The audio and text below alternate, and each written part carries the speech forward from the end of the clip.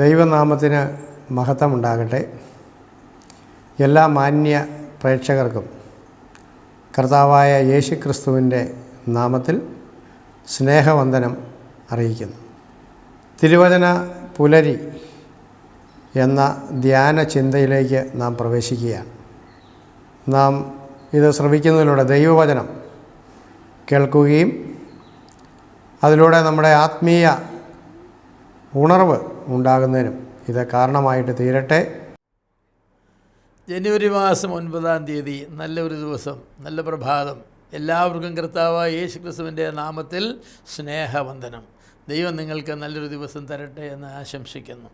ഇന്ന് നാം ധ്യാനത്തിനായിട്ട് ഉൽപ്പത്തി പുസ്തകം 9-ാം അധ്യായമാണ് വായിക്കുന്നത്. നിങ്ങൾ ദയവായിട്ട് ശ്രദ്ധയോടെ വായിക്കണം എന്ന് അപേക്ഷിക്കുന്നു. പ്രളയത്തിൻ്റെ ഭീതി നോഹയുടെയും കുടുംബത്തിൻ്റെയും മനസ്സിൽ നിന്ന് ഒരുപക്ഷെ ഒരിക്കലും മായുകയില്ല. കറുത്തിരുണ്ട ആകാശവും ആഞ്ഞടിക്കുന്ന കൊടുങ്കാറ്റും നോഹയുടെ മനസ്സിലെന്നും ഉണ്ടായിരിക്കും. എങ്കിലും അത് നോഹയുടെ മനസ്സിനെ കീഴടക്കിയില്ല പൂർണ്ണമായിട്ട്. ഒരു വർഷത്തിന് ശേഷം നോഹ നിലം കണ്ടു. താൻ പെട്ടകത്തിൽ നിന്നിറങ്ങിയ ശേഷം നോഹ ചെയ്ത ആദ്യത്തെ പ്രധാന കാര്യം ദൈവത്തിന് യാഗം കഴിക്കുക, ആരാധിക്കുക എന്നുള്ളതാണ്. ശുദ്ധിയുള്ള മൃഗങ്ങളിൽ നിന്നും ചിലതിനെ എടുത്ത് നോഹ ഒരു യാഗപീഠം പണിതതിന്മേൽ ദൈവത്തിന് യാഗം കഴിച്ചു. രക്ഷിക്കപ്പെട്ട ദൈവമക്കളും അതുതന്നെയാണ് ചെയ്യുന്നത്. വേർപെട്ട ദൈവമക്കൾ എപ്പോഴും ആരാധനയ്ക്ക് പ്രാധാന്യം കൊടുക്കുന്നവരാണ്. എൻ്റെ പ്രിയമുള്ളവരെ, അത് നാം ചെയ്യണം. ദൈവം നമുക്ക് ചെയ്തതായിരിക്കുന്ന നന്മകൾ നമ്മുടെ ഹൃദയത്തിൽ തിങ്ങി നിൽക്കുമ്പോൾ നമുക്ക് ആരാധനയുടെയും സ്തോത്രത്തിൻ്റെയും ഗാനങ്ങൾ പാടാതിരിക്കുവാനും വാക്കുകൾ പറയാതിരിക്കുവാനും സാധ്യമല്ല. അതുകൊണ്ട് നോഹയെപ്പോലെ നാം എന്ത് ചെയ്യണമെന്നറിയാമോ? നാം ദൈവത്തെ ആരാധിക്കുന്നവരാകണം. ആരാധന വളരെ വളരെ മനോഹരമായിരിക്കുന്നൊരു അനുഭവമാണ്. ദൈവത്തെ ആരാധിക്കുക, ദൈവത്തെ പാടി സ്തുതിക്കുക, ദൈവത്തിന് യാഗം കഴിക്കുക. പഴയ നിയമ ആരാധനയുടെ ഒരു പ്രധാന ഭാഗമെന്ന് പറഞ്ഞാൽ യാഗം കഴിക്കുക എന്നുള്ളതാണ്. ദൈവം ചെയ്യുന്ന നന്മകൾക്ക് വേണ്ടി അവർ യാഗം കഴിക്കുന്നു. അതുകൊണ്ട് നോഹ ദൈവം ചെയ്ത വലിയ നന്മയെ ഓർത്ത് നോഹ പെട്ടകത്തിൽ നിന്ന് ഇറങ്ങിയതായിരിക്കുന്ന ചില ശുദ്ധിയുള്ള ജന്തുക്കളെ പിടിച്ച് അവയെ അറുത്ത് ദൈവത്തിന് യാഗം കഴിച്ചു. അതേക്കുറിച്ച് നാം പറയുന്നത് ദൈവം സൗരഭ്യവാസന മണത്തു എന്നാണ്. നോഹയുടെ യാഗം ദൈവം മണത്തു. ദൈവം മണത്തിട്ട് ദൈവം എന്താ ചെയ്തതെന്നറിയാമോ? ദൈവം നോഹയെ അനുഗ്രഹിച്ചു. നോഹയും കുടുംബത്തെയും ദൈവം അനുഗ്രഹിച്ചു. ഭൂമിയെ ദൈവം അനുഗ്രഹിച്ചു. നിങ്ങൾ വീണ്ടും സന്താന സമൃദ്ധിയുള്ളവരായി പെരുകുവീനെന്ന് മനുഷ്യനോട് പറഞ്ഞു. ഇനി ഞാൻ ഈ ലോകത്തെ ജലപ്രളയം കൊണ്ട് നശിപ്പിക്കുകയില്ല എന്ന് ദൈവം വാക്ക് കൊടുത്തു. ആ വാക്കിൻ്റെ അടയാളമായിട്ട് ദൈവം ഒരു കാര്യം ചെയ്തു. എന്തെന്നറിയാമോ? ദൈവം മനോഹരമായിരിക്കുന്നൊരു വില്ല് മേഘത്തിൽ വെച്ചു. ആ വില്ലിൻ്റെ ഒരു പ്രത്യേകതയുണ്ട്. അതിൻ്റെ മനോഹാരിത ശരി തന്നെ. 7 നിറങ്ങളുള്ള ബിബ്ജിയോർ എന്ന് പറയാറുള്ള മഴവില്ലിൻ്റെ 7 നിറങ്ങൾ എത്ര മനോഹരമായിട്ടുള്ള. മഴവില്ല് കണ്ട് ആരും ഭയപ്പെട്ടിട്ടില്ല. മനുഷ്യനെ ഭയപ്പെടുന്ന ഒരുപാട് വില്ലുകളും അമ്പുകളും ഒക്കെ ലോകത്തുണ്ട്. പക്ഷെ മഴവില്ല് കണ്ട് ഒരു കൊച്ചു കുഞ്ഞു പോലും ഭയപ്പെട്ടിട്ടില്ല. മഴവില്ല് കണ്ട ആളുകൾ വിളിക്കും, വാ മഴവില്ല് വന്നു, മഴവില്ല് കാണാമെന്ന് പറയും. ആളുകൾ ഇറങ്ങി നിന്ന് മഴവില്ല് നോക്കുമ്പോൾ അവരുടെ മുഖത്തൊരു പുഞ്ചിരി വരും. അതൊരു പ്രത്യാശയുടെയും സന്തോഷത്തിൻ്റെയും സമാധാനത്തിൻ്റെയും ചിഹ്നമാണ്. നോഹയ്ക്ക് അങ്ങനെ ദൈവം കൊടുത്തു അടയാളമായിട്ട്. ഇനിയും ഞാൻ ലോകത്തെ ജലപ്രളയം കൊണ്ട് മുഴുവൻ നശിപ്പിക്കുകയില്ല. അവിടെയുടെയും ജലപ്രളയം ഉണ്ടാകും, ആളുകൾ ചത്തെന്ന് വരും. പക്ഷേ ഈ ലോകത്തെ മുഴുവൻ നോഹയുടെ കാലത്ത് നശിപ്പിച്ചതുപോലെ ഒരു പ്രളയം കൊണ്ട് നശിപ്പിക്കുകയില്ല എന്നുള്ളതിൻ്റെ അടയാളമായിട്ട് ദൈവം വില്ല് വെച്ചു. ആ വില്ലിൻ്റെ പ്രത്യേകത എന്നറിയാമോ? അമ്പില്ലെന്നുള്ളതാണ്. അമ്പില്ലാത്ത ഒരു വില്ല്. അമ്പില്ലാത്ത വില്ലിനെ പലർക്കും ഭയപ്പെടണമോ? വേണ്ട. ദൈവത്തിൻ്റെ ന്യായവിധി മുഴുവനും എയ്തു. ദൈവത്തിൻ്റെ കയ്യിലുണ്ടായിരുന്ന അമ്പുകൾ മുഴുവനും ദൈവം എയ്തു. അമ്പെല്ലാം എയ്തു തീർന്നപ്പോൾ ദൈവം പറഞ്ഞു, ഇനി ഞാൻ എൻ്റെ വില്ല് മേഘത്തിൽ വെക്കാൻ പോകാമെന്ന് പറഞ്ഞു. ഇനി ഒരിക്കലും ദൈവം ആ നോഹയുടെ കാലത്ത് ഉപയോഗിച്ചതുപോലെയുള്ളതായിരിക്കുന്ന ഒരു ന്യായവിധി ഉണ്ടാവില്ല. ഇനിയും ദൈവം ലോകത്തെ അഗ്നി കൊണ്ടാണ് നശിപ്പിക്കാൻ പോകുന്നത്. വരാൻ പോകുന്നതേ ഉള്ളൂ. ഇനി അമ്പ് കൊണ്ടല്ല നശിപ്പിക്കാൻ പോകുന്നത്. അപ്പോൾ അമ്പില്ലാത്ത ഒരു വില്ല്, എത്ര മനോഹരമാണ് ആ വില്ല്. അതിനോടും ഭംഗി എന്തുണ്ട്? ദൈവ നന്മയുടെയും കരുണയുടെയും പ്രതീകമല്ലേ ആ വില്ല്. ദൈവം കരുണയുള്ളവനാണ്.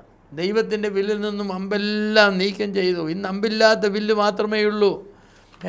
അമ്പില്ലാത്ത വില്ലിനെ ആരും ഭയപ്പെടേണ്ട ആവശ്യമില്ല. ഇന്ന് ദൈവകൃപയുടെ കാലമാണ്, കരുണയുടെ കാലമാണ്. തക്ക സമയത്ത് കൃപ പ്രാപിക്കുവാനായിട്ട് ദൈവസന്നിധിയിലേക്ക് വരാനാണ് പറഞ്ഞിരിക്കുന്നത്. കൃപാസനത്തിങ്കിലേക്ക് വരാനാണ് പറഞ്ഞിരിക്കുന്നത്. വെളിപ്പാട് പുസ്തകത്തിൽ നമുക്ക് നോക്കുമ്പോൾ കാണാവുന്നത് എന്താണ്? ദൈവത്തിൻ്റെ കൃപാസനത്തിന് ഒരു വില്ല്, ഒരു പച്ച വില്ല്, സമൃദ്ധിയുടെ സന്തോഷത്തിൻ്റെ പച്ച നിറം സന്തോഷമാണ്. പച്ചപ്പ് പിടിച്ച ഭൂമി എല്ലാവർക്കും ഇഷ്ടമല്ലേ? പച്ചപ്പ് പിടിച്ച തരിശുഭൂമി ആർക്കാണ് ഇഷ്ടം? പച്ചപ്പ് നിറഞ്ഞ ദൈവം വച്ചിരിക്കുന്നതാണ് സമൃദ്ധിയുടെയും സാവധാനത്തിൻ്റെയും അനുഗ്രഹത്തിൻ്റെയും അടയാളമായി ഒരു പച്ച വില്ല് ദൈവം വെളിപ്പാട് പുസ്തകത്തിൽ നമുക്കത് കാണുവാനായിട്ട് കഴിയുന്നതാണ്. ന്യായവിധി എല്ലാം തീർന്ന ശേഷം ദൈവം പറഞ്ഞു, ഇനി ന്യായവിധിയില്ല, എല്ലാം തീർന്നു.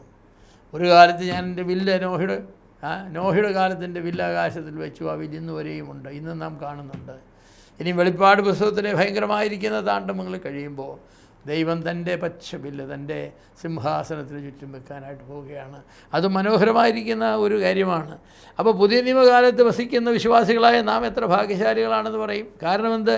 പാപത്തിന് നേരെയുള്ള ദൈവത്തിൻ്റെ ന്യായവിധി മുഴുവൻ കാൽവറിയിൽ തീർന്നു. പിതാവായ ദൈവം അമ്പെയ്തു. മനുഷ്യവർഗത്തിൻ്റെ പാപത്തിന് നേരെയുള്ള ദൈവത്തിൻ്റെ ക്രൂരമായിരിക്കുന്ന അമ്പുകൾ എയ്തു തൻ്റെ പുത്രൻ്റെ നേരെ എയ്തു. ആ അമ്പുകളെല്ലാം തീർന്നു. ദൈവത്തിൻ്റെ പാപത്തിന് നേരെയുള്ള ന്യായവിധി അത് കാൽവറി ക്രൂശിൽ കർത്താവായ യേശു ക്രിസ്തു ഏറ്റെടുത്തു. ഇനി നമുക്ക് നേരെ വരേണ്ട ആവശ്യമില്ല.